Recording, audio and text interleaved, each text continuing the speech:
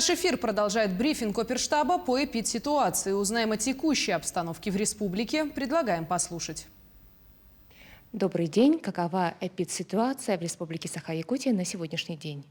Добрый день, уважаемые жители Республики Саха-Якутия. На 28 октября 2021 года на территории республики зарегистрировано 292 новых случая коронавирусной инфекции по данным Управления Роспотребнадзора.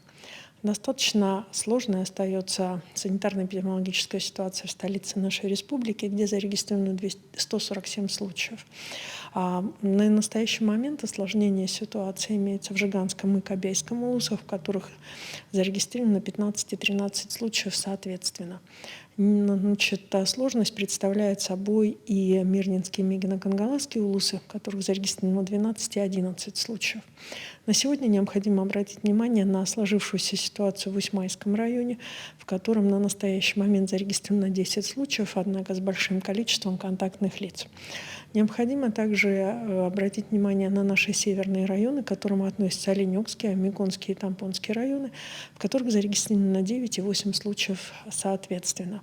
Что касается Оленёкского района, достаточно часто в социальных сетях появляется информация о сложной сложившейся ситуации в Оленьке. Мы находимся на постоянной связи с главным врачом, с главой района, и, соответственно, туда для помощи, вылетает соответствующая группа медицинских работников для того, чтобы разрешить ряд вопросов.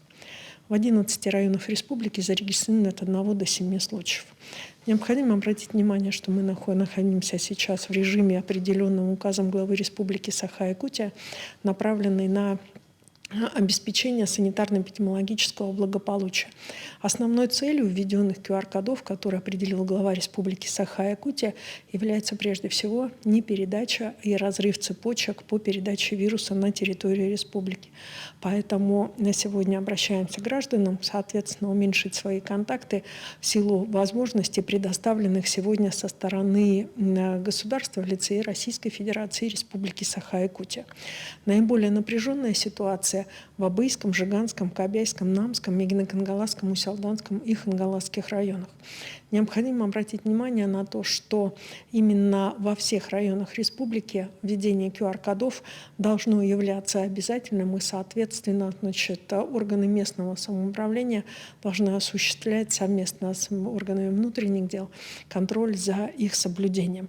Я уверена, что это даст нам возможность уменьшить количество зарегистрированных случаев наравне с непосредственно и с вакцинацией. Сегодня для медицинских организаций достаточно сложная ситуация.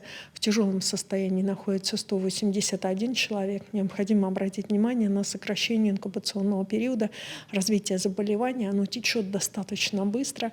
Порядка 4-5 дней развивается заболевание до тяжелой формы.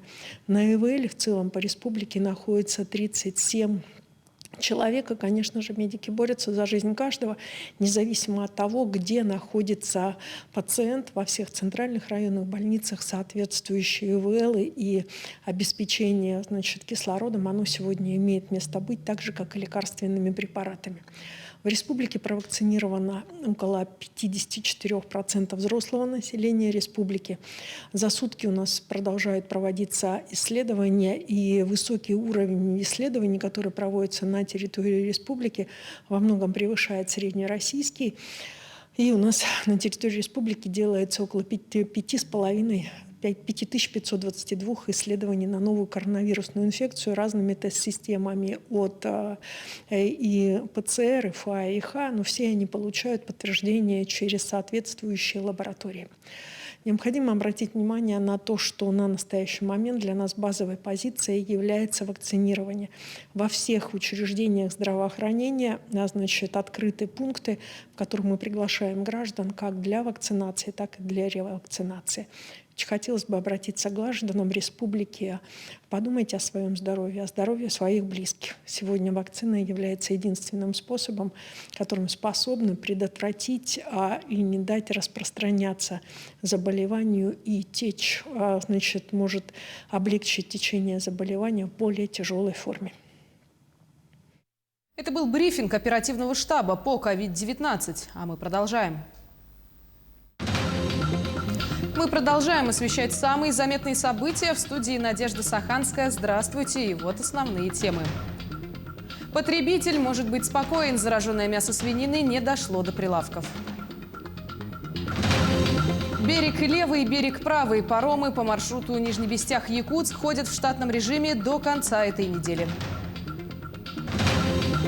Эстетическое образование для всех. В рамках национального проекта «Культура» музыкальными инструментами, оборудованием оснащены 9 детских школ искусств республики. Более 2 тонн мяса свинины утилизируют в Якутске. В продукции нашли вирус африканской чумы. Груз привезли из Саратовской области. По прибытию в Нижний Бестях его изъяли. Специалисты Россельхознадзора провели отбор 4 проб и направили в Иркутскую межобластную лабораторию. Контейнеры с мясом опечатаны. На прилавки такой товар не поступил. По итогам анализа принято решение уничтожить почти 3 тонны зараженного африканской чумой мяса свинины. Возбудитель африканской чумы свиней является болезнью домашних свиней и кабанов. И данный видовой барьер не представляет угрозы распространения по другим видам животным. Поэтому сейчас хотелось отметить, что данный возбудитель вируса погибает при температуре 60 градусов в течение 10 минут. Поэтому хотел бы обратиться к нашим жителям республики, что не стоит беспокоиться насчет распространения африканской чумы свиней. И хотелось бы передать, что не надо верить информации, которая размещается в социальных сетях, и верить только достоверным данным. На реке Лена по маршруту Нижний Бестях-Якутск паромы ходят в штатном режиме до конца этой недели. Далее, в зависимости от погодных условий, пассажиров будут перевозить с села Тихтюр Мегино-Кангаласского района. Также курсирует судно на воздушной подушке по маршруту Нижний Бестях-Якутск со стороны Нижнего Бестяха. Пристань для судов организовали на берегу, где находится зал ожидания. В Якутске пассажиры прибывают на 202-й микрорайон. В день выходит порядка 20 хивусов. Рейсы выполняются по мере заполняемости судна. Также Ассоциация железной дороги Якутии перевозки пассажиров осуществляет теплоход «Рукавишников». На данный момент на берегу реки Лена больших скоплений автомобилей и народа не наблюдается. Начинаем работу с 8 часов утра и где-то в 6, полседьмого заканчиваем, потому что в это время надо людям успевать, иначе они уже не успеют уехать. Сколько будем ездить, я не знаю, все будет зависеть от погоды. Цена проезда 1000 рублей. Также соблюдение идет масочного режима у нас. Без масок как бы стараемся людей не пускать, предупреждаем, если чего, кому нету, не хватает масок, выдаем. Глава Якутии принял участие в обсуждении и развитии социальной сферы на Дальнем Востоке под руководством Юрия Трутнева. В ходе обсуждения активно были рассмотрены темы модернизации социальной инфраструктуры в точках экономического роста, ход вакцинации в дальневосточных регионах и реализация проекта «1000 дворов». Также на заседании был рассмотрен вопрос об изменениях в планах социального развития центров экономического роста Дальнего Востока. Разобраться, где прежде всего это необходимо для жителей, справедливо распределить, сформировать необходимые типовые проекты, чтобы это все сделать дешевле и быстрее. Вот Алексей Олегович составит график, в рамках которого эта работа вся будет осуществляться. Целевая задача простая, мы о ней уже докладывали на Восточном экономическом форуме. Мы должны получить 1000 новых комфортных дворов для людей, проживающих на Дальнем Востоке.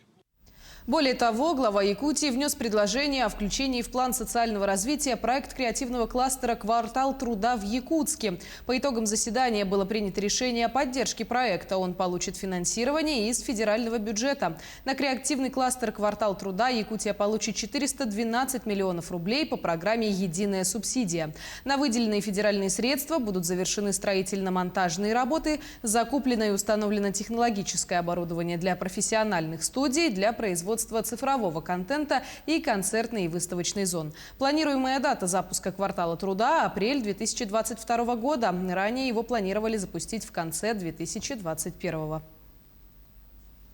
Тем временем студенты-якутяне организовали субботник и экскурсию по местам захоронений воинов из Якутии, погибших в Великую Отечественную войну в Тверской области. Студенты московских вузов почтили память якутян, павших в кровопролитных битвах на Ржевском рубеже, провели уборку территории мемориала в деревне Филькино, памятного камня в Зубцове и нового комплекса в урочище Холм-Березуйский. Отметим, что работы по увековечиванию памяти павших якутских воинов активно проводятся в Тверской, Новгородской, Ленинградской областях, в Калининграде, Волгограде и Севастополе.